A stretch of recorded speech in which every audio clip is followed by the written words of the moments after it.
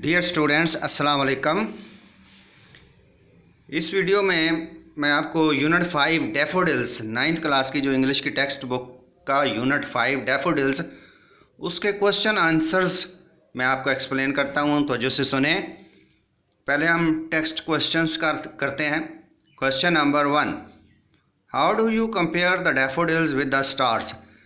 Compare होता है मुआजना करना, कि आप डैफोडिल्स जो हैं उनको स्टार्स के साथ किस तरह कंपेयर करते हैं, किस तरह उनका मुआजना करते हैं।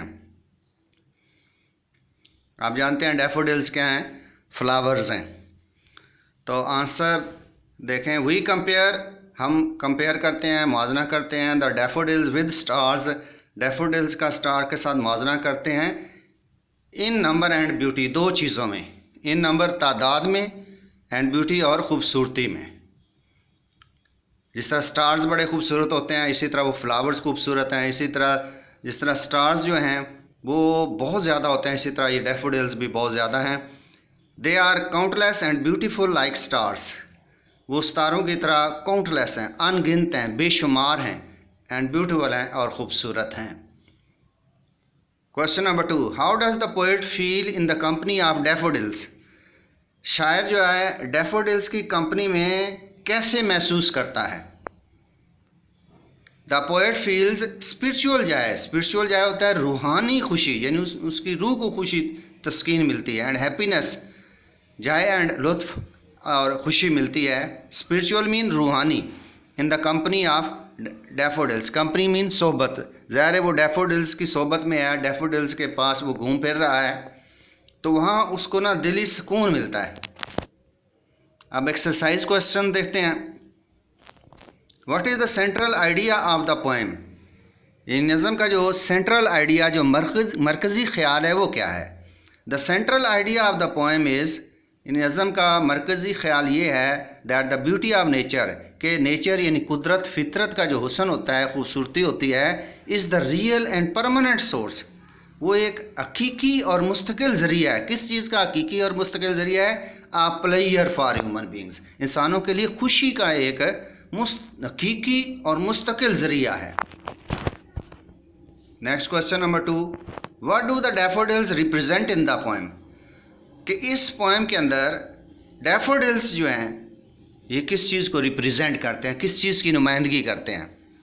The daffodils represent the beauty of nature, nature की के हुस्न को, and its impact on human beings, और इसके इंसानों पर असरात को ज़ाहिर करते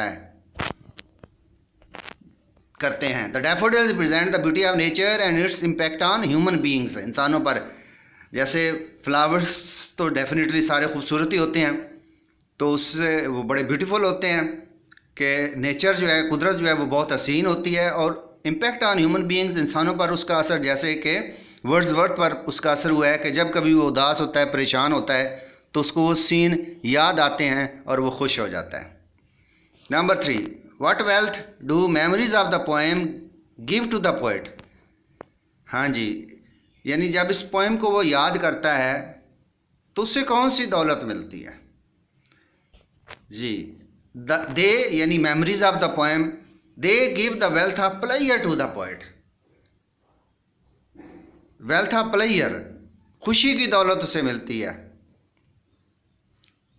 यानी जब कभी वो उनको याद करता है, उन हसीन मनाजर को, डैफोडिल्स को जब उसके ज़हन में आते हैं तो वो खुश हो जाता है, तो ये खुशी की दौलत उसे मिलती है। Number 4, list the words that heighten the sound effect in the poem. Heighten होता है उजागर करना, बुलंद करना, जिससे सौती असर यानी आवाज़ का असर महसूस पता चलता है। जैसे क्लाउड है, क्लाउड से पता चलता है, जब क्लाउड गरजते हैं तो आवाज़ आती है। क्राउड है, जब जहाँ पर मजमा हो वहाँ पर भी साउंड तो प्रोड्यूस होगी, शोर आएगा। फ्लटरिंग, जब कोई चीज़ फड़फड़ाती है, ठीक है, डांस करती है, फ्लटरिंग एंड डांसिंग भी आप ले सकते हैं।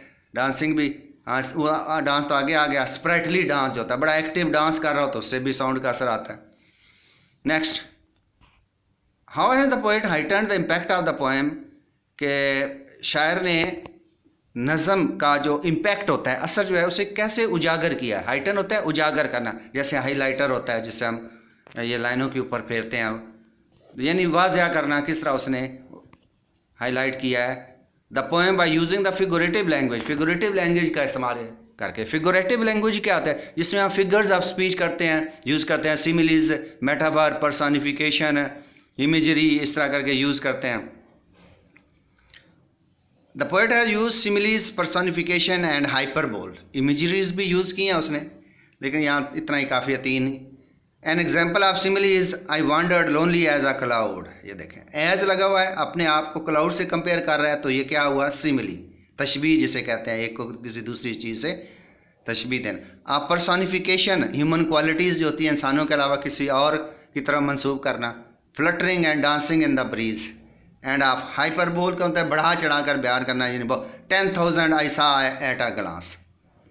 तो इस तरह हमने ये क्वेश्चन आंसर्स कर लिए हैं, आप इनको ज़रा दोबारा सुनें ताकि आपको ये क्लियर हो जाए।